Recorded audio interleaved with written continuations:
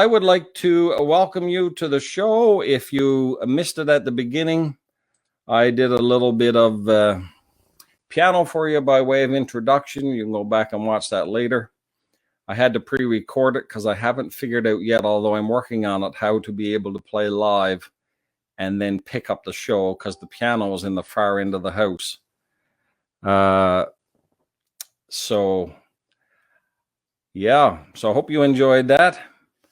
Let's see. This is February the 21st.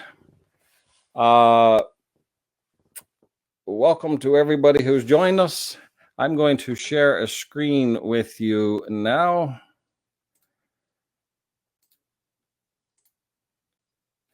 There we are. Those are our topics for tonight. We're going to talk about being arrested for preaching.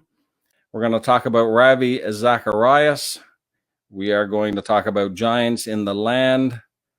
And we are going to talk about the gifts of the Spirit, if I actually get to that.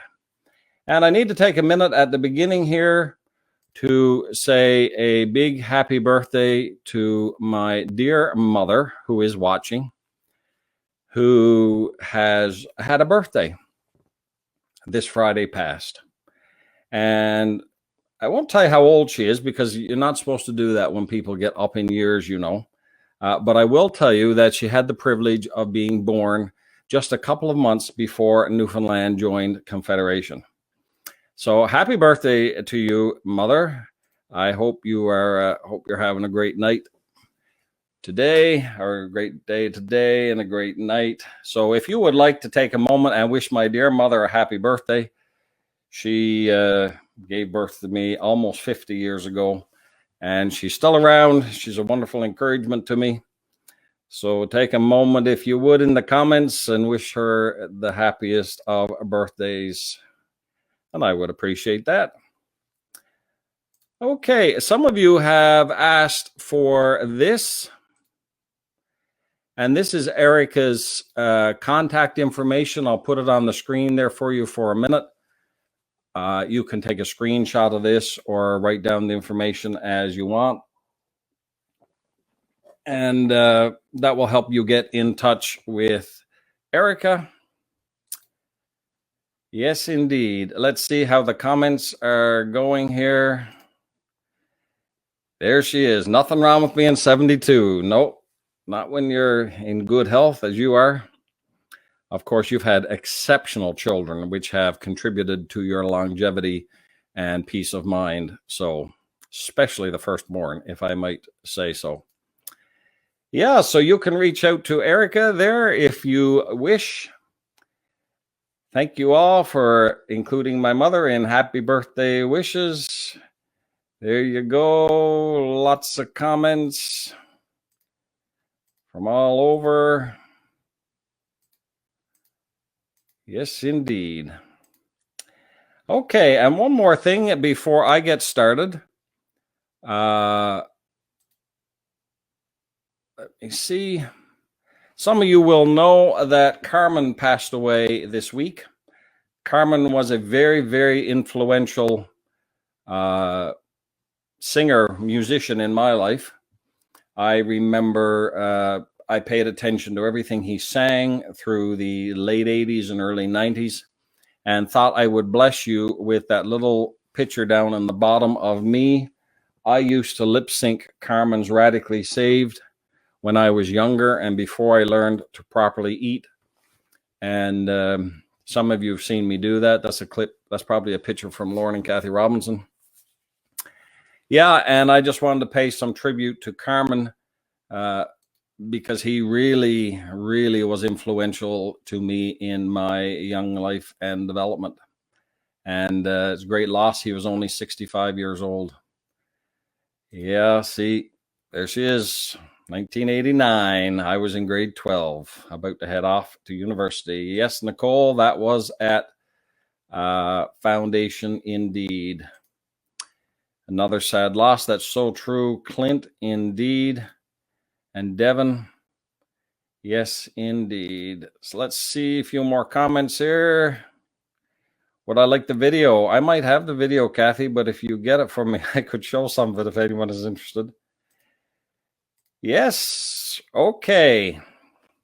So what we need to do now is get into our first topic, which is jailed for preaching. And this, of course, refers to James Coates, I think his name is. And you give me a moment here now, and I'm going to make sure my guests are invited for later on. This will just take me a minute.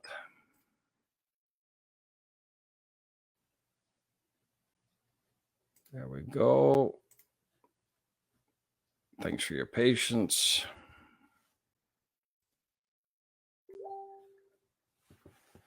Appreciate that.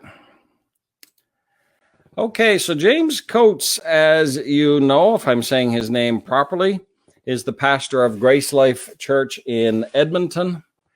And he is presently sitting in jail. He is in a violation of government regulations in Alberta, which have limited church gatherings to 15% capacity and insist on social distancing. Our pastor friend here did neither of those. He was fined in December and then continued to hold his services as he has all along. The Alberta Health Services ordered the church closed in January. He never obeyed. He was arrested in February, and he remains in jail because he has refused the conditions of release for bail. That's where it kind of stands right now, actually. This has, he is not the only church that's really facing this. You see there, I'll make this a little bigger for you. This is from Montreal. There's another church there that's in defiance of public health gatherings. A judge in BC has rejected actually BC's request for an injunction against churches. So yeah, that's being played out all over. Actually, there's a number of these situations going on in the country right now. Our friend, the pastor, remains in custody. So this is making national news, as you can imagine. And you'll see there in the red box that I have highlighted that the Premier of Alberta now is facing increasing backlash over the pastor's arrest, as you can imagine, because, arresting a pastor for doing what the pastor is really called to do is a bit of a tricky thing politically, especially in a place like Alberta. And so I would encourage you, if you want to read some on this, Jason Kenney has released a statement on his Facebook page, which is public, and you can go on and read that. And I would also encourage you to read the statement from the pastor himself. If you go on the church's Facebook page, or church's webpage, you can read there. He's released a rather lengthy statement, which is not so much the theological reasons for his position, but is rather more what he believes to be a common sense approach to this. He believes the government has overstepped, and so he is rejecting the government's mandate, really. So to me now, the reason I'm finding this interesting, of course, because I'm following all things church and culture, as you know, but this to me is a pretty interesting example of a disputable matter. So if you were with me when I taught through 1 Corinthians 8:10 and I did Romans 14, Paul talking about Romans 14, eating meat or considering one day more holy than the other, or in 1 Corinthians 8-10 where he's talking about food offered to idols, then this is kind of one of those disputable matters. You have believers who are convinced that the government is overstepping for any number of reasons. You have some who are not convinced this is a pandemic by the true definition of a pandemic. You have some who believe that being locked down, as we are, is in the long run producing more health crises than COVID would cause. So things like loneliness, untreated illness, and these types of things. So believers are on that side of it. And so there are a great many believers who are applauding our pastor friend here for taking a stand. And I certainly understand that. And I also admire, I might say, his courage. He really believes this. He believes this enough to go to jail for it. And so I would encourage you to read his statement. I would encourage you also to read the Premier's statement and do a bit of reading on this. Let me see if we have any comments here on this. A lot of happy birthdays to my mother. There you go. That's very, very nice of you. Agnes is on from Halifax. Hi to you. Barbara says that's a big topic up here. Amy says, don't you perceive I'm doing a new thing? No, they don't. Dwight says Trinity Bible Chapel here in our area has been involved in similar controversy. Nathan, he's in a high security prison. According to his lawyer last night, he's in the highest security prison in Edmonton with hard criminals. That's interesting if it is in fact true. And of course, a lot of opinions on this. Noel George, they should keep him in jail. Now, I, as you may know, disagree with the stand the pastor has taken. Although, as I said, I admire him for having taken it. I don't think this meets the threshold for civil disobedience. It's not that we're not allowed to worship. It's not that we're not allowed to pray. We can hear the teaching of Scripture. We can read and share Scripture. We can encourage. We can give. We can serve people. But what we are limited to right now is meeting as per regular in our building. So in his case, he was limited to 15%, which he found unsatisfactory, and he decided to challenge it.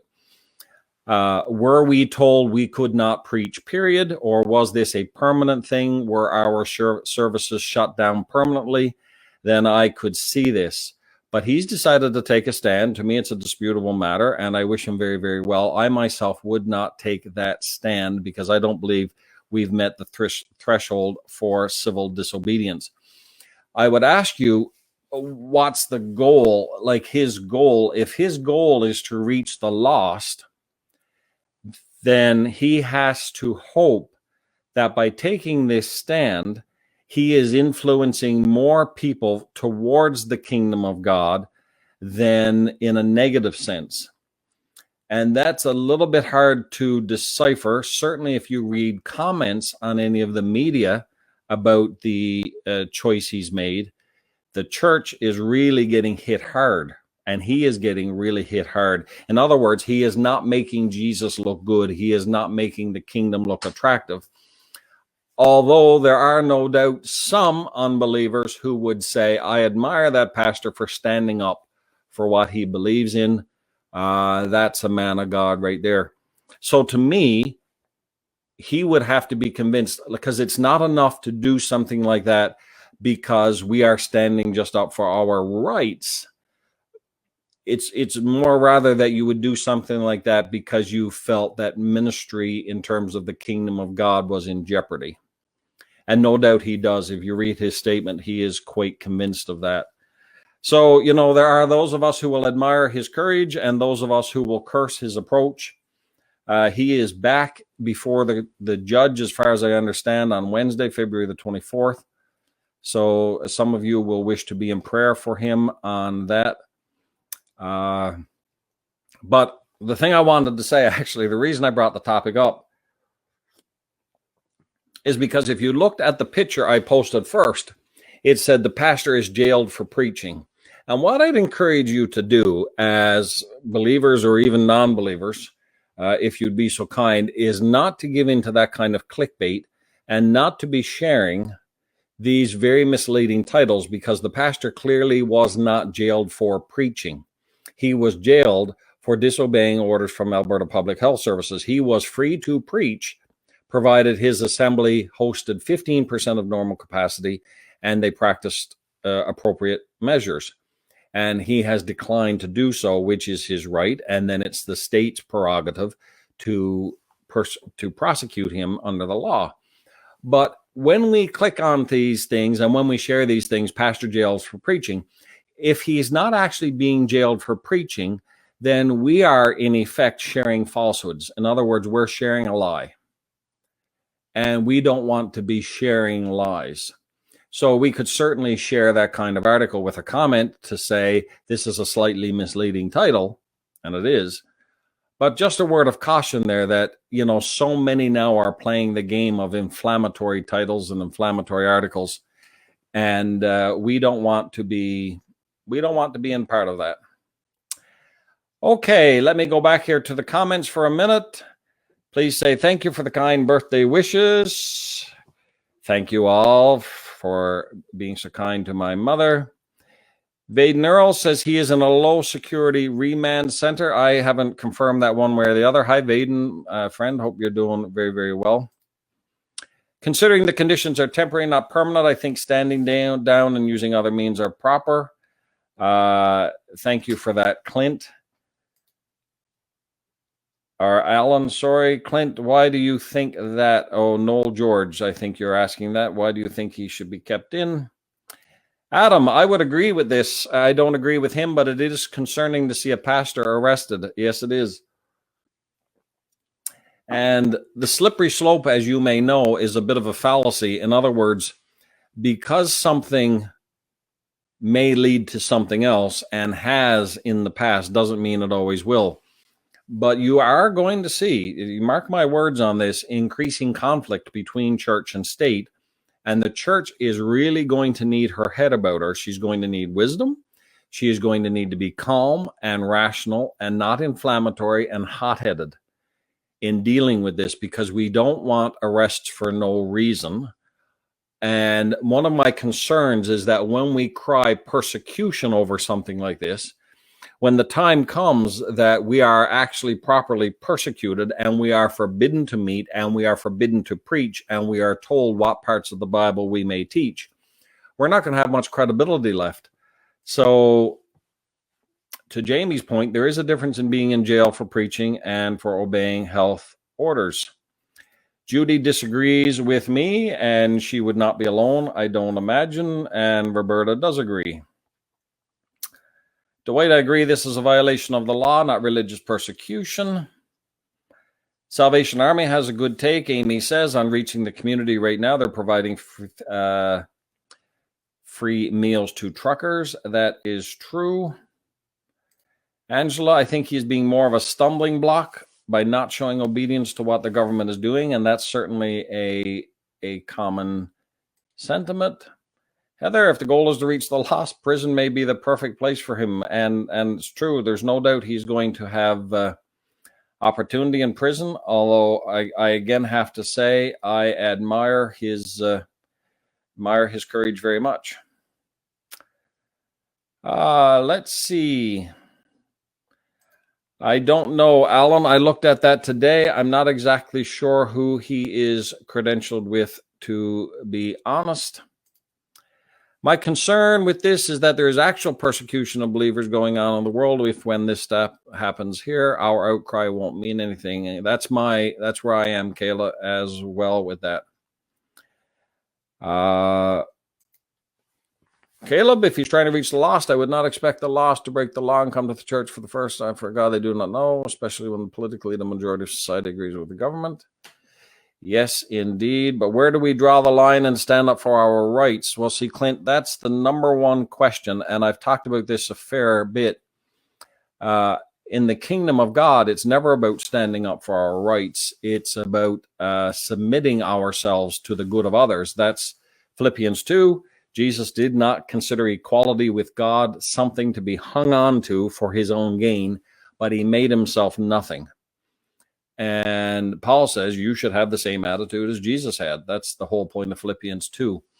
And so as citizens, we do have to have an eye to our rights as citizens of the country, but as citizens primarily of the kingdom of God, Our number one goal is not looking after our rights. It's doing what is best for the community.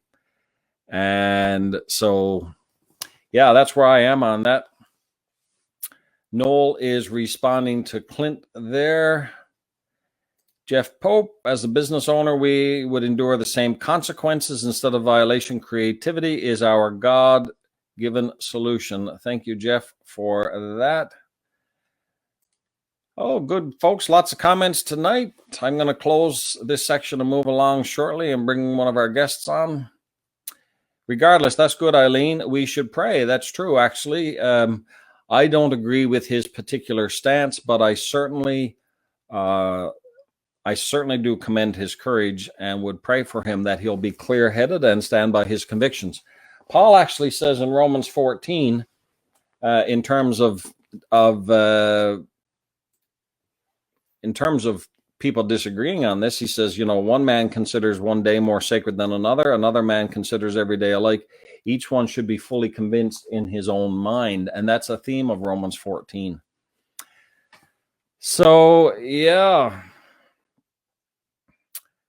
Okay, thanks for all the comments. Thank you. Great point on the article. Online information can support any opinion you want. Yeah, I would read for yourself what he said, what the Premier said. It's been addressed. Alberta Health Services have addressed it. That's good, Sheldon. Sheldon misses gathering with other members of the body. But the restrictions imposed have allowed for some amazing innovation. That's absolutely true. This is Dwight. Some of the alt media report he was hauled away in wrists and ankle cuffs, but most reports, yeah, that's what I've seen as well. He turned himself in, actually.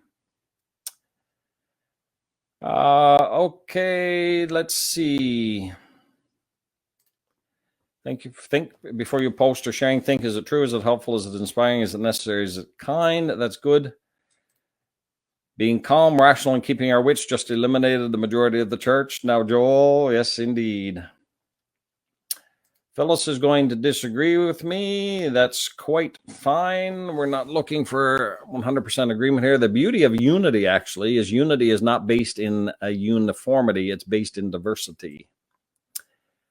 Convenient conflation. Oh, that's nice, Christy. Between precautions and persecution. So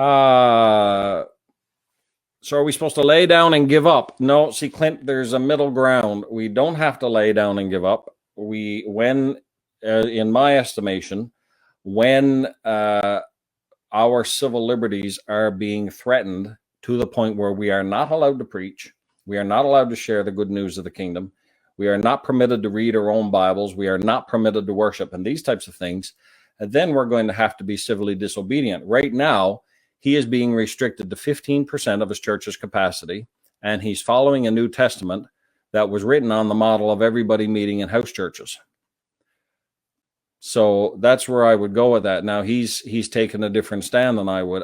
The fact is, if we all worshiped in groups of 10 from now on, from here on forward, we would not in any way run afoul of New Testament teaching on what the church is to be.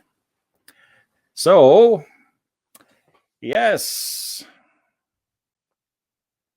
Let's see. When the church fights for their rights, they may have already lost the possibility of a win. That's good, Denzel. That's actually Paul's teaching in 1 Corinthians 6 when he talks about believers taking one another to court. He said, by the time you end up in the courts, you have already lost.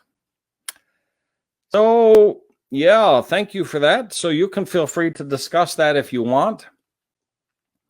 But that's where I am on it. I admire the man. I don't think he's met the threshold for civil disobedience biblically, but he feels he does. And it's certainly going to engender lots of conversation. I don't think we have to see this as a black and white, personally.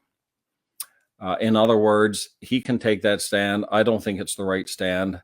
I'm afraid he's damaging the cause for which he so passionately believes, because he is fighting for his Canadian right to gather in large groups when the New Testament is based on house churches, really.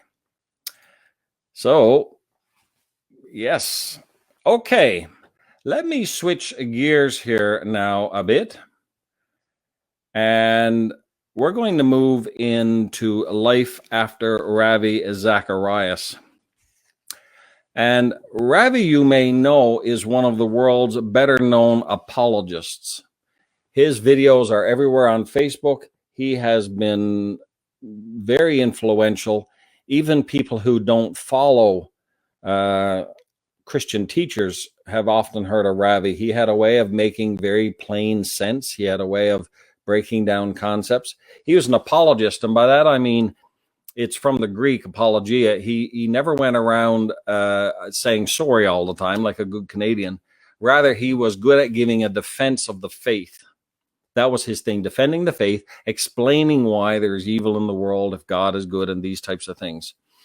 But Ravi's story began to unravel back in 2017 when it became apparent that he was doing something called credentials inflation, which is the idea that he was pretending he was better educated than he was. In 2017, also, a Canadian woman, Lorianne Thompson, said that she was engaged in an inappropriate exchange of sexual messages with Ravi, and she sued and he countersued. And then in May of 2020, Ravi passed away. And, you know, many of us, and I was one of them, you know, we paid tribute to him. And this was my post then. I've used his tagline to make believers think and thinkers believe as my own email signature. I have done this for many, many years. And but once he died in May of 2020, three spa workers came forward to say that Ravi had sexually abused them. And now there has been a full investigation by Ravi Zacharias Ministry. They hired a law firm, and you can read a number of that there. In December of 2020, the board confirmed that the allegations were true. And in February, last week actually, the details of the report were released. And you can go on the website, read it for yourself, Ravi Zacharias International Ministries, rzim.org. and discover some of this. I'm going to invite on now a friend of mine, Dr. Peter Newman. Hey, Brad. How are you? I'm good. Good. Thanks for having me. Peter is academic dean at Master's College and Seminary. Is that right? That is right. Do you hold any other powerful and influential titles that I should know about that I'm not aware of?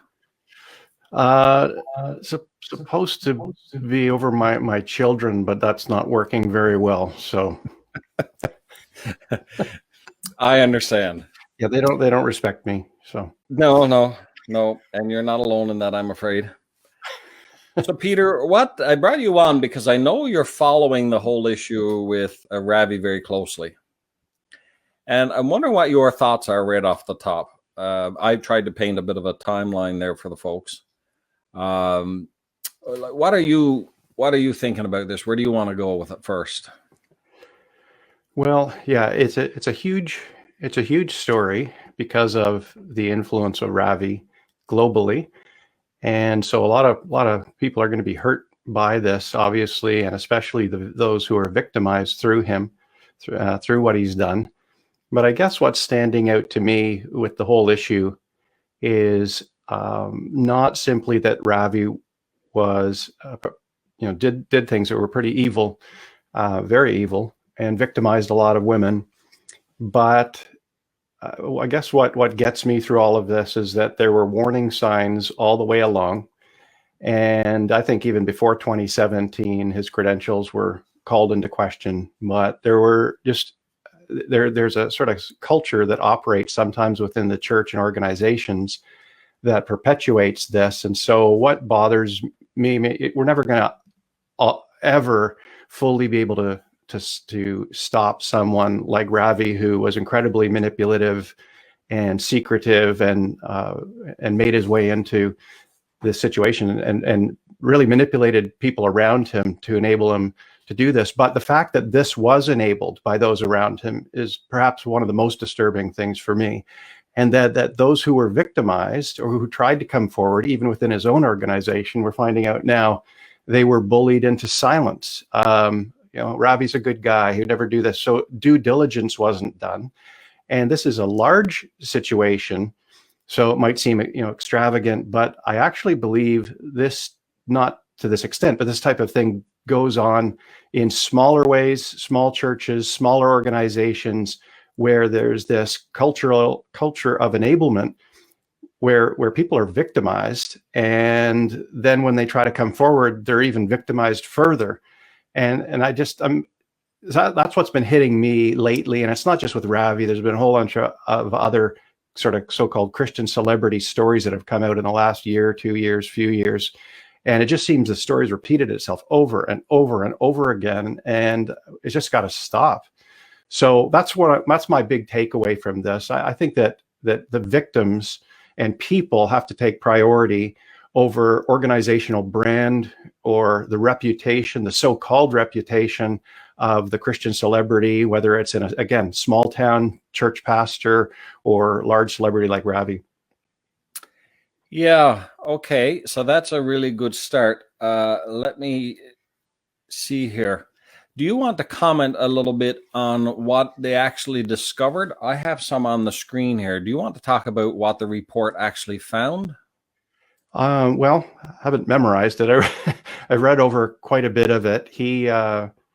One of the things was on his phone. He had, I think, upward of 200 photos of different women that I guess he was apparently in some sort of not equal relationship with. He was really, there's evidence that he sexually harassed, sexually abused a number of women, especially those who were in doing massages supposed to be for medical reasons for his back, and he ended up really manipulating them. There's one case where a woman claimed he raped her. There's in 2017. The woman's name just slipped my mind. It'll come back to me.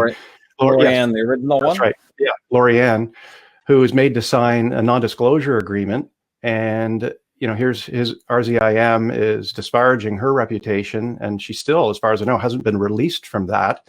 And so here's a woman who's been abused by him and now abused for several years beyond that, as she's dragged through the mud and everything else. Like this is I don't think it's too strong to say this is demonic stuff when this gets into the church. And but easy door in the sense that we tend to have loyalty clubs. We don't like to, we like to have our friends and loyalty and all the rest of that. And it's just far too easy that this has gone on. So I think this is, for me, a wake-up call to any Christian organization, whether it's a school, denomination, a church, to say at this point, look, we don't have a Ravi situation, we hope at this point, but you know what, let's do an audit of our protection systems. Let's put people first here. Let's go with organizational integrity. A Christian organization should be the easiest place for anyone who has been hurt to come forward without fear. And in fact, victims, though, we know, are often terrified to come forward. And why wouldn't they? When in a case like RZIM, even staff who tried to come forward were bullied into silence, because that's what you get, right? So that's what's sticking in my mind. I mean, the stories of sexual failing have been around for a long, long time, and there's no Christian organization that says that's okay, right? Like when I have credentials with Pentecostal Assemblies of Canada, which I do, there's strict standards for ministers in that regard. So no one says that's okay, but the protections aren't always there to ensure, to the best of our ability, our system is in place. We're never going to totally eradicate this type of behavior. But boy, the moment somebody starts to misuse or abuse power, not even sexually, but just any type of way, there should be a door slammed right there. And then it says, no, we've got to have a conversation now. So I think that's fair. And that applies to all of us. I mean, we can all start to, I guess, get into a misuse of our position or something like that. But I know it's been very hurtful for a lot of abused people, as I've been following this, to hear the initial response of a lot of people to say, "There for the grace of God go I," and that type of thing. Don't elevate humans, just Jesus. Well, yeah, I guess so, but no, this is a radically terrible situation. We don't want to do, and the term is sin leveling. Like, you know, we don't want to pretend somehow that tomorrow, oh, I'm just going to go out and manipulate 200 women or something like that, and abuse them. That's not the case. There's a number of steps in place for somebody like that, and this went on and on for years and years. Here's a question for you, Peter. Can you see it on the screen? Yep. Do you think Ravi portrayed narcissism? Well, I mean, I can't diagnose that. I'm not a psychologist, but it sure seems like, from what I've read, there's some really good books put out this last fall. It's amazing how many have come out sort of all at once. And one of them is by Chuck DeGroat, called "When Narcissism Comes to Church," and talks about the pattern of people that we're all on, I guess, some sort of narcissistic continuum, but really a person who begins to manipulate and truth, it becomes their truth, everything. And that gaslighting is one of the terms that comes up as well. They know truth is one way, but they're going to manipulate people so that they think they're crazy, type of thing. So with Ravi, is it narcissistic? I guess there'd have to be some sort of blind selfishness in there. Yeah, I can't diagnose it. Then also you build an organization so that everything around you is dedicated almost to you. Like his children are on the board. Everybody there have given their lives to support Ravi Zacharias Ministries. Yeah, that's right? A problem when a board is made up of your family, right? And it's easier to get away with this stuff for some reason in Christian organizations than it is in secular ones, because in secular ones, they don't want to get sued. They don't want to lose their money. I mean, or they might have good motives. Let's assume it's good motives. We want to be people of integrity. But in the church, so many times it's these clubs, right? Who's in this inner circle? Who's the loyalty? Don't be disloyal. And that can happen. And then when there's some sort of accusation, rather than we are celebrating, okay, let's have transparency. It seems to be what Jesus was into. Instead of that, we get a circling of the wagons, a spinning of the story, people asked to sign non-disclosure agreements, and things that can be incredibly manipulative to victims and re-injure them. So those are some of the things that I think the church really needs to take a close look at here. And I'm just echoing the voices that I'm hearing of people that have been studying this for years and years, counselors, psychologists. When I talk to my psychotherapist friends, they would tell me this is in the church, not just in sexual abuse cases, but abuse of power, misuse of power, where so many times people in the congregation are injured. Now, it happens to pastors too. You have congregation members that can be incredibly manipulative, but we can't always control that. There's things that we have to do to address that. My heart right now is for what can we do that's within our power, that we can change our systems and work on them and audit them so that we are compliant. Where you know how in many churches for kids, they have like a plan to protect, right? Yeah. Well, why don't we have one for everybody in the church that protects the staff? Maybe we need third-party HR departments for our churches because everything's too tight sometimes in denominational circles. We need that arm's length distance with another organization maybe that can help us see, are we doing things right by people? And so those are just some of the ideas that are bouncing around my mind. Can you comment? That's really good. The whole issue of NDAs, non-disclosure agreements in Christian organizations, is one that's worth a segment. Whether or not we should provide money to people so they promise never to talk about what's happened as Christians within the kingdom. I know it's well used in the secular world, but that's a whole conversation, I think, for example.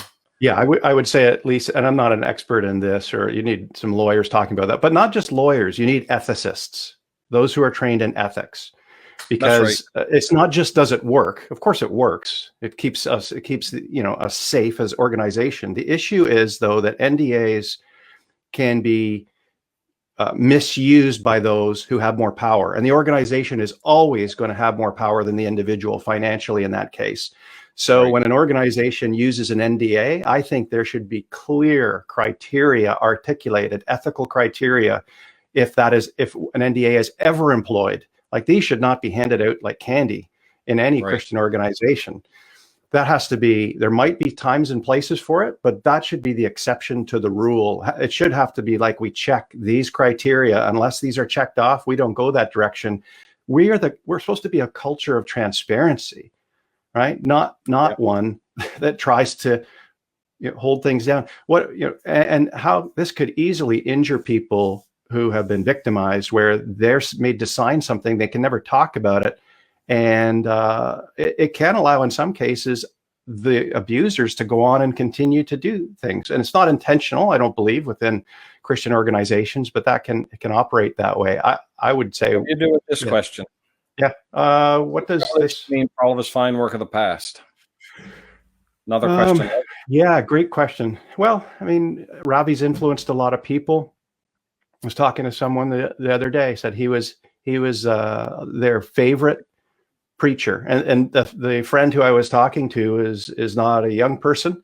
This is a person well established in their faith. In fact, they're more or less into retirement now, and they said, I've been grieving this because Ravi was just my favorite. And Ravi had said a lot of true things. He mainly used other people's material to do so, but he was very articulate in the way he did so, and so engaging as a speaker. Right. But on the other hand, I don't know of any abuser who's not a good speaker. Otherwise you never get into those celebrity situations. So, okay. Anyhow, I meant celebrity abuse. More poorly. Yeah. But yeah, what do we do with his material? This is a good question, because I know that a lot of publishing companies have stopped publishing. I think Lee Strobel is changing a chapter in his book that had Ravi in it to redo that chapter. And I think right now, all of that's appropriate. What we ought to be guarding now are the people that have been injured, and not that Ravi might happen to have a good idea in a book somewhere. I think there are plenty of other godly Christian writers out there who are people of integrity that we can find the same material. Won't be exactly written the same as Ravi, but I think we can find that now. It does raise the issue, however, that there are some other Christian theologians who have done some bad things in the past, and we still tend to use their writings. And so it's a larger question. But for right now, I would say this is not the time to try to argue for keeping his resources. Like, this is a sexual predator we're talking about here. So that's important to say, actually, that he wasn't involved in a consensual sexual relationship. He actually preyed on people and groomed them. Yep. And told them things like they were his reward for a lifetime of faithful service. He had one lady who reported that he would have her pray and thank God for the opportunity to help him. Yes. And if they ever told, or they ever didn't go along with if they ever exposed him, this would threaten millions of lives for their salvation. In other words, it's right. Like, that's a monster.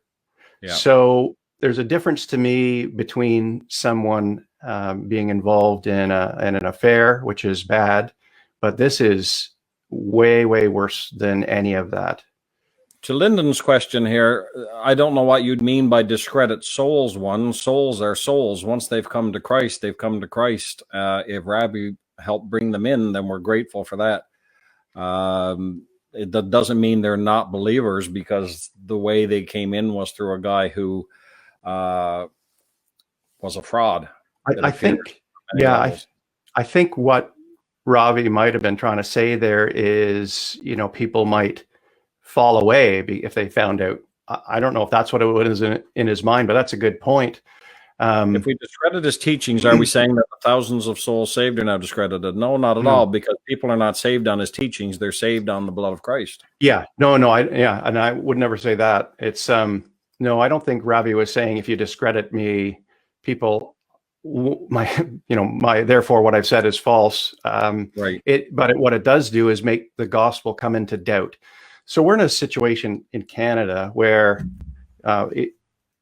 teacher Krish Kandaya has said we are in a a negative position as Christians in Canada when it comes to evangelism. He calls it sub-zero. We're doing sub-zero evangelism. People don't already have many reasons to not trust the church. Right. So when we come to talk to people about Christ, we can't even do that yet. They don't even trust us. First, we have to get up to the level of trust. And now we have a situation where somebody who was held in high regard by so many has caused the gospel to be disparaged. And so now we have to make up for all of that. Yeah. Somehow we've got to, point to the truthfulness, and he's made it all the more difficult. So I think the idea that he was threatening these women, saying this is going to cause millions to fall away, or whatever the case is, or maybe he meant millions in the future won't come to Christ if I'm not there. I'm not sure what he meant, but he was using the potential salvation of others as some sort of threat. So in any case, it was monstrous what he was doing. Yeah, that's right. I find it hard to discredit someone's full ministry and writings because they screwed up, but I don't know. This is a massively disturbing situation, but doesn't grace still reach him? Yes. Yeah, it can, but he never, as far as we know, he never admitted to this, never repented. In fact, he sort of doubled down on discrediting victims. So has God's grace reached him? I think God tried to reach him. I think the truth tried to come to him, and he repressed it. Does it discredit everything that he's done? For right now, again, it's not the words, all the words that he said, because those words aren't necessarily even unique with Ravi. He's taken the teaching and research of many other people and packaged it in a way that was very accessible and engaging. And so that's why I say I think we can find all of these teachings elsewhere with other writers, and which is why right now I wouldn't be recommending any of Ravi's books or having them sold or that type of thing. Right. No, me either. It seems to me to do a great disservice to victims. Yes. To do that right now, to be tremendously insensitive. Did you want to look at this just before we go, Peter? Sure. What primary lessons should organizations learn from all of this? Well, I do think it's an opportunity for any Christian organization, again, whether it's denomination, Bible college, church, to say, look, why don't we look at our systems right now? We don't want a situation like Ravi. Is our organization a place where everyone feels safe? Do the staff at my church feel safe? I think boards at churches need to ask this. Does the pastor feel safe, or is there bullying going on? See, the moment bullying is allowed to happen, and it does happen, and it's enabled. Like the bully never really operates alone. All it takes is one person to say, we're not doing that. And then it comes crashing down pretty quickly. Or the person learns their lesson and says, oh, okay, we're not going to do it that way. But bullying actually works. So I'm not recommending it here, but it works, and it's rampant. For the record, folks, Peter is not recommending bullying. And Jesus said it worked too. When the disciples came to him and they said, who's going to be the greatest? And he said, well, that's not the way my kingdom works. Don't be like the pagans who try to lord it over one another. Jesus never said it doesn't work. Of course it works. You have Rome bullying everyone around. It works wonderfully. It just has nothing to do with God. So I would say organizations need to look carefully at that and be brutal with themselves. We've just gone through a whole accreditation review at the Bible college where I work. And it's brutal. But you know what? In the end, you're like, this is really good. We got to do a self-study, look at ourselves and find out what's working well, what's not, where are the gaps. And I think it's healthy for any organization to do that. But I would say the church should be the place where it is safe and easy for anyone who's been injured to let that come forward. And sometimes organizations, we love Matthew 18, we should always go to the individual first. There's probably almost no passage that's been more misused in these types of ways than Matthew 18. Jesus is saying, look, let's deal truthfully with one another, peer to peer. But when you're talking about someone who has power over you, There's got to be other systems involved here. It's not about going to that individual first. It's terrifying. Let's think for a young person to go to that pastor who abused them and they're going to confront them on their own. That's nonsense. And yet churches do that.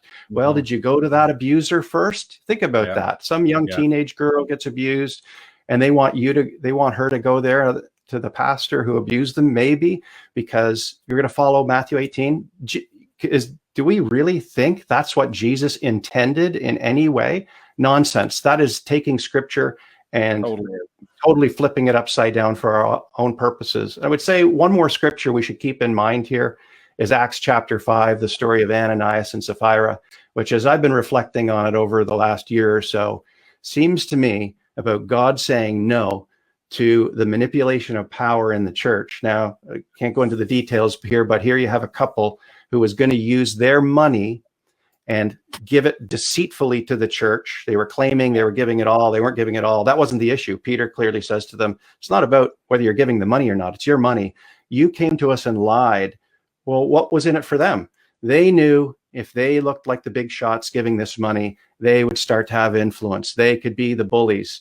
And what happened to them? I mean, boy, this is only 5 chapters into Acts, and boy, does God slam the door on that, because I think God knows that if that was allowed into the church, it wrecks everything, right? Once you have misuse and abuse of power in the church, it exemplifies itself could be in sexual ways, could be in racism, could be in all sorts of different ways. So all these other justice issues that we talk about, if you start scratching the surface, somebody's got a little bit more power or influence than another, and they are using it in a way that human beings should never be treated in those ways that harm them. So I think the church needs to take a big look at this. And there's a number of writers that are talking about this. Scott McKnight, New Testament scholar, and his daughter, Laura Berenger, put out a book, a church called Tav, Forming a Goodness Culture. Great book on this. Diane Langberg, who's been a counselor for about 45 years in this area, dealing with victims. Book came out this past fall called Redeeming Power, Understanding Authority and Abuse in the Church. And then one more book I'll mention here is by Wade Mullen called Something's Not Right, Decoding the Hidden Tactics of Abuse. And just a fantastic, he researched about 1,000 churches and the language that happens when an organization feels threatened. Boy, it's the playbook is the same for all these organizations. And once we hear that language coming up and we think, boy, am I crazy here? It's not us who's crazy. It's the devilish manipulation that's going on in the church. And I say the devil because Jesus in his Sermon on the Mount talked about spinning truth. You must believe me because I swear by the temple in Jerusalem. No, that's called spinning truth. And he said, anything except yes, your yes is yes, your no is no. Anything except being straight with another comes from the evil one. In other words, the devil's behind it. He loves us to manipulate one another. And I think Jesus came for the broken. And some of these people, these women in this story with Ravi have been incredibly broken. We need to put the priority on them and bringing healing to them. Peter, would you, when you get off here now, put in the comments somewhere here that list? Yeah, I will. Of books that you just did. We got a lot of comments here, Peter. Here's a question: how do we eliminate this power from the churches? See, it's my contention that Christians do horribly with this kind of political power because we were never intended to have that kind of power. Yeah. We were intended to have the power of the Holy Spirit and not the power to manipulate and to shut down and these types of things. Yeah. So we'll end with this question probably. This it is a great question. So Andy Crouch has a good book on power. And then another one that I found incredibly practical is called Living in the Power Zone by Cedar Barstow and Reynold Feldman. And I'll put that up in the list as well. That is an incredibly practical book. We can try to say that we want a flat power system or something else, but the fact is it's just never going to work because in practice, if somebody is in a particular position, they're more responsible for certain things and they're more accountable for certain things. And therefore those who are helping them are not as responsible. So there's a power differential there. So I don't think we can ever get rid of power differentials. In fact, I think the use of power and authority is a gift of God. It's just that we're really, really bad at it. But in this book, Living in the Power Zone, I think it's helpful in understanding that in any relationship, except for friendship, let's say, or spouse relationship where it's level, there's going to be somebody with a little bit more power and somebody with a little bit less power, or maybe a lot less and a lot more. But there's what these authors call an up power and a down power position. And they say the person, both of those parties are responsible for the relationship and trying to work out the issues. But the person with more power is 150% responsible. Well, okay, so I said to our general conference, just to use an illustration, I said, listen, anytime there's an argument between a seasoned 50-year-old pastor and a 23-year-old guy starting off, and they're at it, I mean, I'm going to place the responsibility on the seasoned man or woman of God to try to guide this relationship properly, because you have maybe on the staff this power differential, but you're also supposed to have more maturity and more wisdom. Absolutely. So it's not that power differentials are always going to disappear, but by God, we need to learn how to do this with wisdom and respect and basic Christian maturity. And we have those things because there's not just power, but there's also authority and responsibility that Christ has built into the church. Some of us have more authority or less authority than others, and responsibilities. Yeah, and I'm also okay with institutions. And I actually think that most of the work of God gets done not through the maverick individual, as much as that myth has perpetuated itself in our revival services. It's through institutions and organizations. And I think it's a gift of God. So in that, we've got to learn to live well within that. Brad, I think you're absolutely right. The person who has more years behind them, they're going to find that it's going to be intimidating for the younger person to be even talking to them, perhaps. Well, we've got to acknowledge that and then help build up that other person and allow the opportunities for them to bring up things that maybe we've done wrong. Takes humility, but I think that's what Barstow and Feldman say in the book. We're not getting rid of power differentials. In fact, don't try. It's not going to ever happen, and it's part of the way that things just exist. What the issue is, how are we going to use this tool well? So just like we can misuse money, we can misuse the gift of money, gift of sex, the gift of whatever. Power is another one of these that we can misuse, but it's just in our list. Remember years ago, Richard Foster had this book called Money, Sex, and Power, right? These are the three things that really tempt us. But and in revivalistic traditions, sex is the one that's going to take you down if you fail sexually. Maybe money. Power really hasn't been on our radar because, well, it's just the way things work. You know, that's a good guy. He shoots from the hip, right? Rather than tell the truth. No, that's actually a person who sort of disregards the rules and has a smaller circle of friends, and like that has to stop. So that's I guess that's what I've been thinking about, Brad, in all of this. Well, thank you, Peter. I got to change gears. Sure. Because I got another guy waiting in the wings, but I really appreciate you coming on tonight. I've always appreciated your friendship, as you know, and looking forward to the time when the world gets back to some normal and we can meet again at our favorite spot off the 401. That would be great. Looking forward to see you again one day in person. Yes, sir. Thanks for all that you do, and I appreciate you coming on tonight. Thank you. Take care. Well, folks, appreciate that. Peter did a great job for us, and there's certainly a lot to talk about there, and maybe we will circle around there again in the future. At this time now, I'm going to shift gears. I'm only going to do one more topic tonight. Next week, I'm going to pick up the gifts and really spend some time on them, I think. We thank you for your good comments here, folks.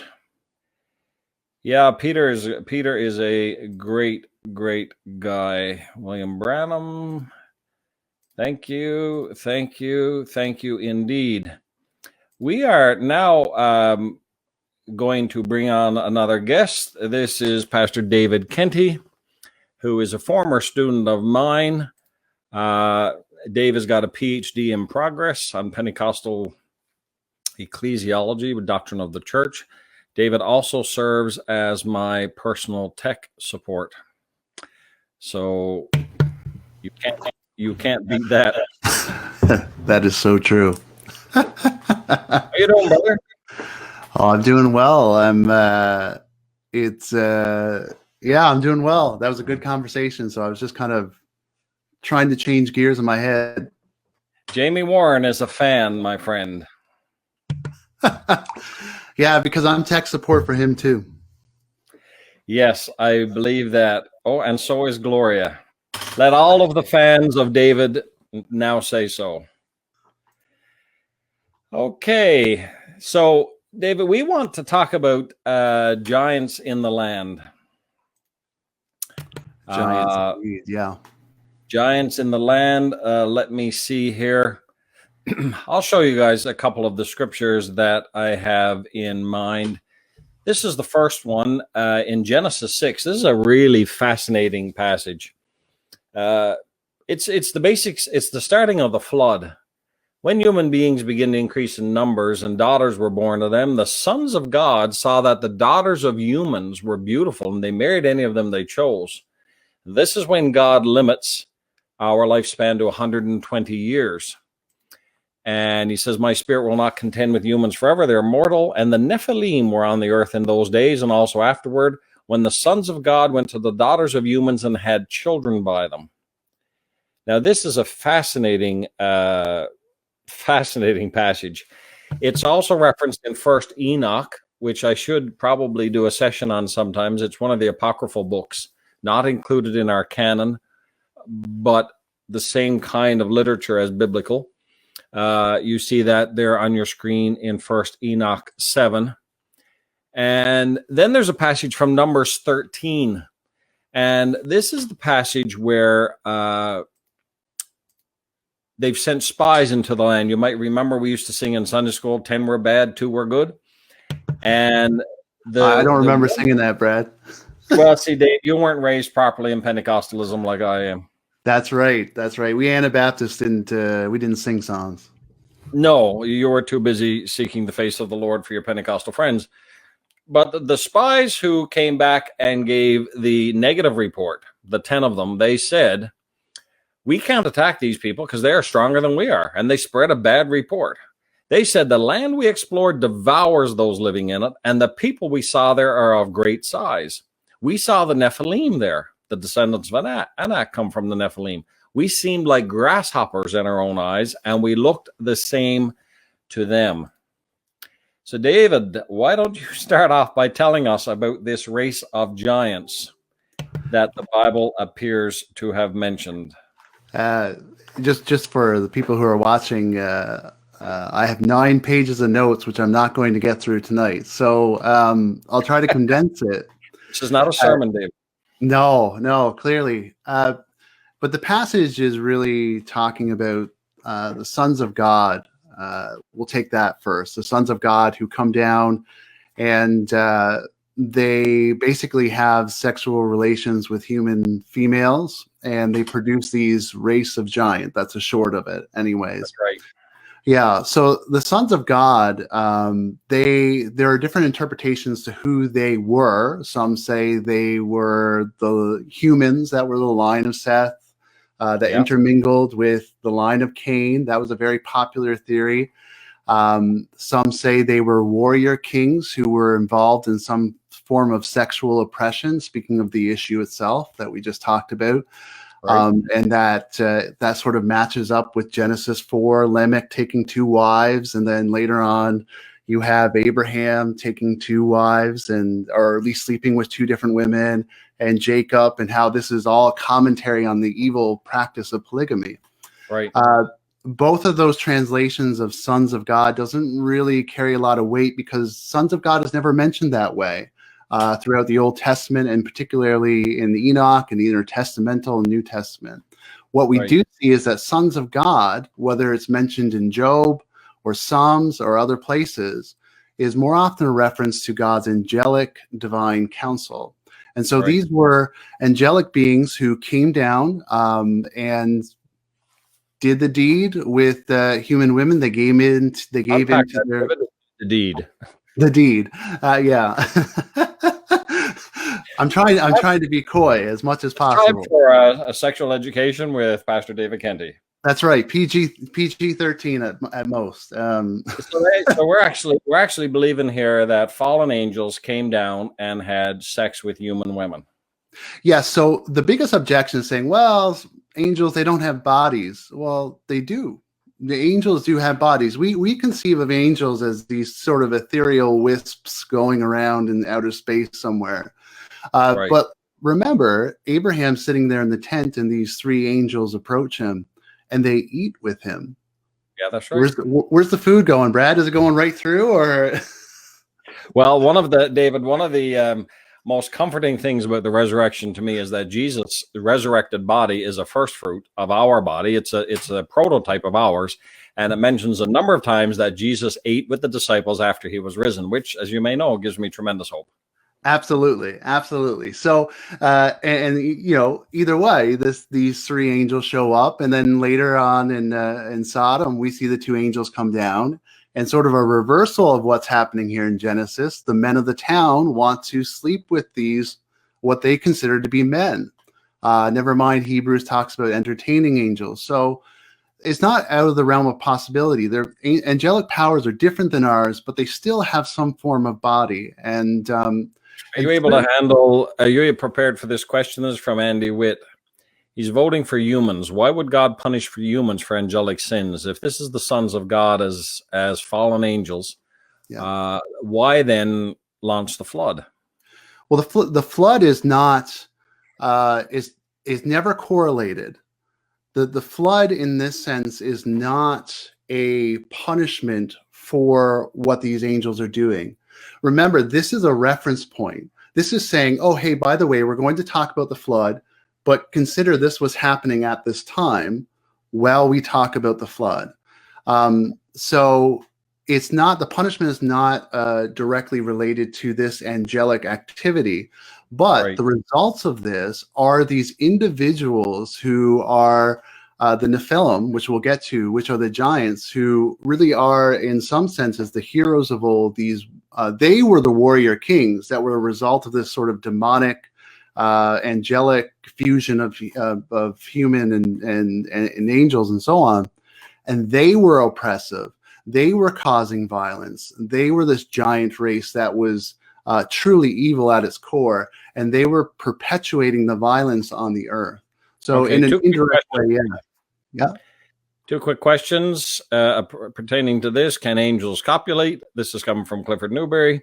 And then along the lines of that is from Tom Harmon. And Jesus said there'd be no marriage in the resurrection because we are going to be like the angels. Yeah. So that's a common argument that comes up. Jesus refers to that. But you know what? This is not talking about marriage in the sense of the terminology is used, but the main thrust of the issue is that this actually proves the point of how bizarre this is, because when Jesus says, angels aren't given in marriage, and then you have angels actually breaking that code, it demonstrates how evil this act is, that this is not what they are supposed to be doing. They are actually breaking boundaries that God has put in place. So Jesus is very correct. Absolutely. He's the Son of God. Of course, he's correct. But it's demonstrating actually how evil this particular act is. Oh, that's very good. So we have a sense. I'm saying Nephilim. You're saying, how are you pronouncing this different than I am? Nephilim, however you want to say it. I like Nephilim. We'll say that I'm right for argument's sake. Why don't you transition into that now? So we have this race of giants. Yeah. Clearly they are, because there are reports of very large people in the Old Testament. And so Hannah is asking a good question. Could Goliath be a descendant of the Nephilim and the others that we've talked about here? Do you want to get into that for a few minutes? Yeah, so we're going to connect to Goliath here now. Actually, Brad, you brought up Numbers 13. So one of the things that's saying here is that this giant race was actually around after the flood. And a key part of that verse that we just read is that it says, whenever the sons of God would come down and mate with the human females. Well, when that when can actually mean whenever. So this is happening after the flood as well. Okay, so I'll interrupt you for a second there, because Angela raised that very good question. If the flood gets rid of them, how do the spies see them in Canaan? And you're saying it's whenever. It's whenever, when. yeah. Yeah. Angela. Great question. I never thought of that. Yeah, no, and it's a very good question, and it leaves room for, if you believe that the flood was localized, that could also be a reason. If you believe it was a global flood, well, then the reason I gave you, can work too. So, yeah. So what happens is that so we just read the passage where the Israelites have come through Mount Sinai, they come to the border of the Promised Land, and they send the spies, and the spies come in and they see these giants, and they're called the sons of Anak, or the Anakim, who were this giant tribe. They were descended from the Nephilim, or were Nephilim, and so they are in the land, the Promised Land. And of course, we all know that the spies came back and said, "Oh, we're like grasshoppers, sowed doubt." Didn't believe God would help them conquer. And so God says, okay, fine, you're going to go spend 40 years in the desert. So he sends them 40 years in the desert. But here's the interesting part. So when they come back around to come back into the Promised Land, he actually sends them through a territory that is filled with these giant tribes. So it's a bit like rubbing salt in an open wound, okay? So he's saying, you weren't going to go into the Promised Land and deal with these guys, so I'm going to bring you right to the heart of their territory, and you're going to deal with it. So anyway, so they come to a few of these giant kings, and one of them is Og, and I'm going to start to connect the pieces for you here. So, Brad, you got that? Did you get the scripture verse with Og? Yes, sir. Here we go. So they meet this guy called Og, this king, and he was king over an area in Bashan. And so it says that they were devoted to destroying Og and his race. And so Og is a Rephaim, which is another giant tribe connected to the Nephilim. I can't pronounce that word right. Anyways, so they completely destroy this guy. They massacre every man, woman, and child. And so what's interesting about Og is that he was king over Bashan. And Bashan is a territory where there's a mountain called Hermon. Now, when you go into the intertestamental books, they identify Mount Hermon as a place where the sons of God actually came down and went on to fornicate. So this is an interesting connection here. And it mentions Og's bed. And the reason why I mentioned Og's bed, it's a weird phrase. I don't know, Brad, if you just want to throw that up. It says that Og, king of Bashan, was the last of the Rephaites. His bed was decorated with iron. And it goes on to describe the height, the size of it. Why would they mention his bed? Well, I'll interrupt you just for a second. Yeah. 9 cubits. A cubit is 18 inches, isn't it? So that's 13 and a half. I think I have, yeah. That's about 13 and a half feet by 6 feet wide. So that's quite the bed. It's quite the bed, but here's the thing. So we often think, okay, well, this definitely means he was a giant in size. But there's another connection going on here. And that connection really happens in our archaeology. And in Babylon, there's a ziggurat. And it's what the temple of Marduk, which was the god that the Babylonians worship. And in this temple, they recently discovered a bed with the exact dimensions of Og's bed. Exact dimensions, exact overlay, everything. And what would happen on this bed was annually the king of Babylon would take on the role of the god Marduk, and he would wait to be possessed by the god Marduk.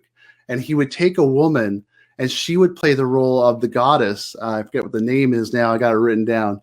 But she would wait to be possessed by the goddess, and they would have this sexual ritual.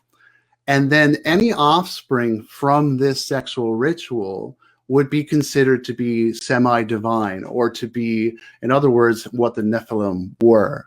And so there's this connection here to where Og is. This is really, that's why they mention the bed. He is as Nephilim as you get. This is the real deal. And so that's why I mentioned it. This is all the process of Israel going through and conquering these giant tribes. So where does yeah. it end up? Like, what happens to the race of giants? Yes, so the Israelites go in, and they what many people mistake as genocide is not actually genocide, because who they are to completely eradicate in terms of every man, woman, and child are specifically these giant tribes. If you look at where this idea of it's called harim in Hebrew, and it means to completely obliterate. It is only designated for the giant tribes, these completely evil-orientated tribes where this sexual practice is happening and this oppression is happening. Right. And so they end up going in. And here's the thing: the Israelites, they eliminate a lot of them, but they don't eliminate all of them. And it says, actually, I think it's in Joshua, and it says that some of them can still be found in Gaza, and there's another community, and Gath. Well, who is from Gath? Goliath is from Gath. So Goliath is a son of Anak, who is a Nephilim. So that's the connection there to Goliath. So from then to modern times, what happens to this race of giants? Yeah, so basically what we see is into Jesus' time, they eventually are eradicated. But what we see is that the whole idea of where demons come from, if you look at Enoch, especially chapter 15, you see that that for Jesus and the Jewish community around him and in that period, they believed that the demons were the spirits of these dead giant folk. Okay, and so that is why when Jesus comes on scene and starts casting out demons, he is, this is powerful stuff, because he's actually doing what the Israelites failed to do. He's eradicating what's left of this, giant spirit. That's good, Dave. Yeah, it gets you. I got one more. If you hold on, I can connect it one more. Dave's second conclusion. So, in Matthew, and where Jesus says to Peter, he says, "Peter, who am I?" And Peter says to him, "Well, you are Christ, the Messiah, the Lord." I said, "Very good." And he says, "On this rock I will build my church, and the gates of hell will never prevail against it." Right. Now, we use that all the time for whatever great things we want to say in a sermon. So, yeah, the gates of hell will never prevail against it. But there's actually a deeper meaning going on here. Notice where he says this. He says this in Caesarea Philippi. And Caesarea Philippi is in the area of Bashan, where Og was from. Yes. And I'm glad you're so smart. That's true. Well, here we go. Here's the other spin in it all. Bashan was also known as something else. It was known as two things: the place of the serpent, but it was also known as the gateway to the underworld. Yes. So here Jesus is saying, in the place that was known as the gate of the underworld, the gates of hell will never prevail against the church. And I got one more thing to add to all of this, and I'll be done with that. There we go. That's good. Keep going. So the very next scene, or not the very next scene, but 6 days later, we have the transfiguration. Yes. And so it's presumed that they haven't left the area. And it says that he brings them to the top of a very tall mountain. Now, most people say it's Mount Tabor, but Mount Tabor does not fit the description. It's a very subtle slope, Tabor is. If they are still in the area of what was Bashan and they go to this very high peak, in all likelihood, they came to Mount Hermon, which is where the sons of God came down. And so Jesus brings them to the top of Mount Hermon, and he's transfigured before them. And all of this is symbolic, right? Yeah. This is symbolic of Christ conquering all of the demonic evil powers, what's left of the Nephilim, all of that, right? This is Christ's ultimate statement, because God comes in and tells them, and so this is the ultimate ultimate statement for Jesus that he has overcome the dark powers and evil powers, sitting on top of Mount Hermon. And actually, Psalms predicts this. It says, I got it right here. If you want to give me 1 second. Take your time. We're doing good. I'm not doing the last topic, so. Okay. Oh, no, it melted out on me. Let me see here.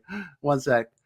So if you turn to Psalms, and Psalm 68, 15 to 23, it says, O mountain of God, mountain of Bashan. It's talking about Mount Hermon here. O many-peaked mountain, mountain of Bashan, why do you look with hatred at the mountain of God desired for his abode? Yes, where the Lord will now dwell forever on Mount Bashan. So here it is actually predicting that that Christ is going to turn Mount Hermon into a mountain of God. And I think this is where the transfiguration begins to have all its true power and meaning and purpose. Isn't it so true that we so often read a text like the Transfiguration and we miss, I want to say, 90% of the power behind it? Because the Bible has so much imagery and symbolism and history connected to these stories, and we read them like 5 verses on a page, and we miss so much of it. And so I'm more convinced now than ever that the simple message of the Bible is meant to be understood by everybody, and that's to say, God so loved the world, he gave Jesus. There's a path for you for redemption. But the Bible itself and the richness was meant to be mined. It was meant to be studied. We're meant to dig. We're meant to grapple with the minds that have grappled with these verses for 2,000 years. We should be using different translations and commentaries and digging into teaching, because this stuff is unbelievably rich, isn't it? Well, yeah, and especially for me, there are a couple of scholars who have really unpacked this for me in the last couple of years. Michael Heiser is a huge scholar. He works at Algos now. He's done a lot of development in this. If you go on the Bible Project, actually, the guys there are heavy into this scholarly work. John Walton, of course, Meredith. I forget what her last name is now, but part of the thing is that we take our trust to face value sometimes, and we go for the obvious conclusion, the obvious interpretation, transfiguration. Oh, it's just Jesus in his glorified state. That's really all I've ever heard about that particular episode. Yeah. But then when you match it up and you look below the surface, like for instance, we've often said, oh, when Peter's saying, I want to build a tabernacle here, this is sort of just Peter being stupid, or Peter, just trying to make religion and all of these sorts of conclusions. But what's actually fascinating is why he's rebuked is because Mount Hermon itself, they've discovered there's something like 20 or so temples stacked on top of each other. This was like a sort of pagan ritual area. So when Peter is saying, I want to build a tabernacle, and he's just witnessed Jesus saying, I'm done with all of this pagan business, that's why he's being rebuked, right? But you only notice that if you start to pull in some of this other intertestamental literature, right? That's good, Dave. That's really rich. Yeah. Enoch. I'll let you respond to this thought too from Jamie Warren. You $100? Yes, sure. Yeah, I'll take any money. I won't turn money down. Money dollar bills right there. Yeah, so a lot of people, Dave, are really connecting with this. Why are there no talk of giants during Jesus' era?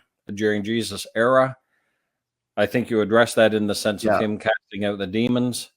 Yeah. Very interesting. Don't rush, David. Yep, take your time. That's good. Very interesting. We love this. It was amazing. Realizing I miss so much when I read. That's true, Angela. This needs more than a 20-minute discussion. That's probably true. Pretty well everything I bring up, Sherry, needs more than a 20-minute discussion. And it's silly of me to think I could do 4 topics tonight. I mean, I've been preaching a long time. I know I can't do this. This is so true. Well, I find it. Keep going, Dave. Oh, I thought it was funny because I did basically 9 pages of notes, and then I texted you, and you're like, "Yeah, you only got 15 minutes." I'm like, "Oh crap!" Trying to tamper your expectations there a little bit. No, but yeah, I mean, and true to point, especially the book of First Enoch is a book that I would want to become familiar with, because I didn't even touch on this, but both Peter and Jude talk about Genesis 6. And it's interesting that they both talk about how that these angels came down and they crossed boundaries they shouldn't have. And it's interesting that they actually then connect it with Sodom and Gomorrah, because the very next line they talk about Sodom and Gomorrah, and it's because Sodom and Gomorrah is an inverse of what's happening in Genesis 6. And what's fascinating about Peter is that he says that these that these sons of God, these angelic creatures that cross these boundaries that they shouldn't have, were locked away in hell. But the word he uses for hell is something different than Hades, or what's usually used. He uses Tartarus, which is actually where the Titans in Greek mythology were cast down and locked away. And so what he's doing is he's saying, hey, in Greek mythology, the Titans, all of that, this is actually the window by which you should be looking at Greek mythology, because Greek mythology is actually false propaganda. Here's the real story behind the Titans. They were these angelic creatures in rebellion. And then James says, the first thing Jesus does after coming down from the Mount Transfiguration is cast a demon out of a boy. Exactly. And Rebecca wants to say that you and I tag team really well. Oh, thank you. Yeah. Let's see. You just preached. Thank you, David. Fascinating stuff. Who provides support for you booming software? Yes. How can so much wisdom come from these two fit on such a small screen? That's very kind. Very kind of you, Gerald. Steve Adams got his mind blown. Joel there is posting the name of the book that you referenced, I think. Yeah, he talks about it in Supernatural. He also has 3 books out. One's called Unseen Realm. That's his big one. He has one called Demons, one called Angels. So it's fairly easy to remember. Yeah, the Unseen Realm there. Come on, Dave. Cinematics and tech bring on the documentary.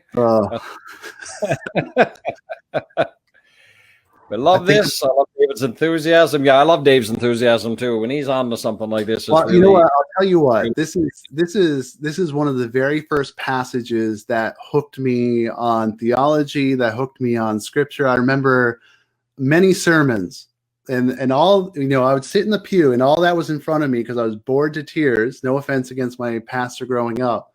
I was just a kid, but there was this NIV black gilded Bible in front. And I remember picking it up, and I love Genesis, I love Revelation, but this particular passage got me thinking. I didn't know anything about Enoch. So I sat for years sitting on this stuff and not really ever investigating it. Dr. Walter Martin, Lisa. Hi, Lisa. Does a great job writing on these types of topic. Jeff Pope is going to make a definitely coffee blend for this. Oh, man. Jared Noble wants the book of Tobit done. Yeah.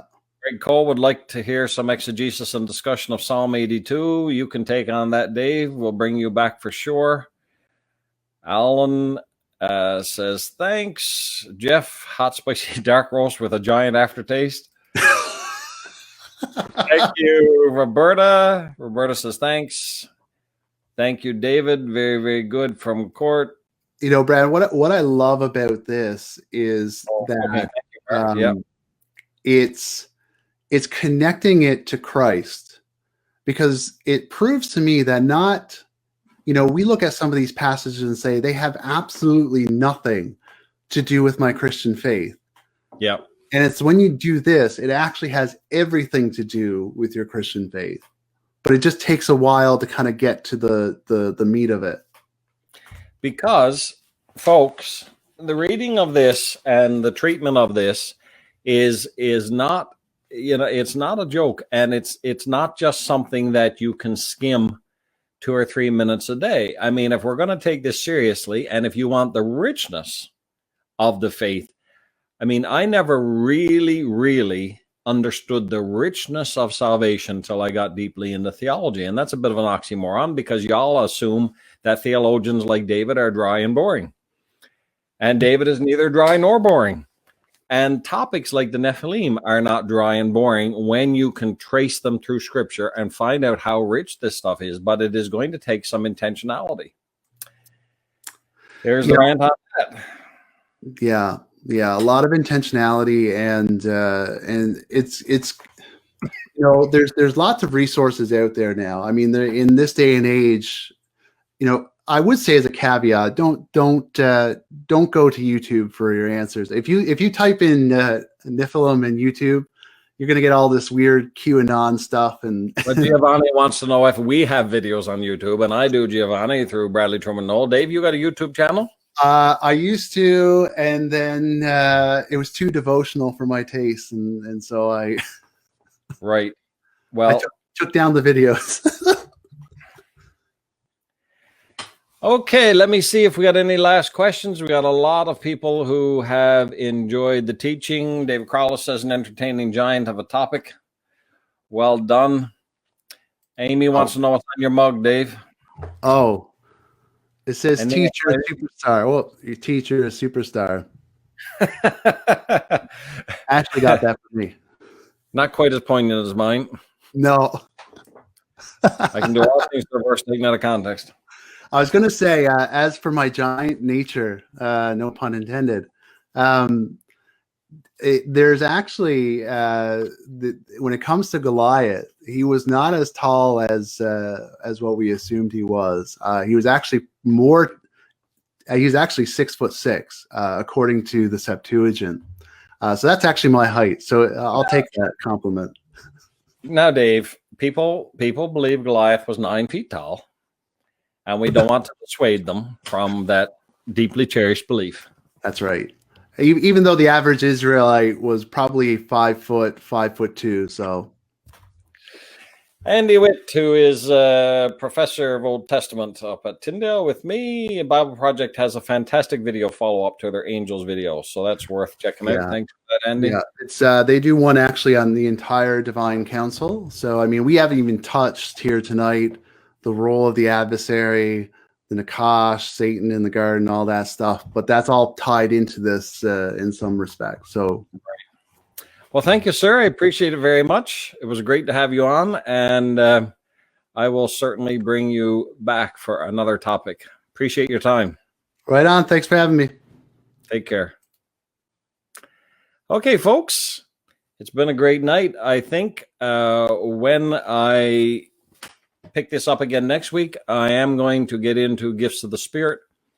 That is coming next, and we will look at the Corinthian gifts in particular.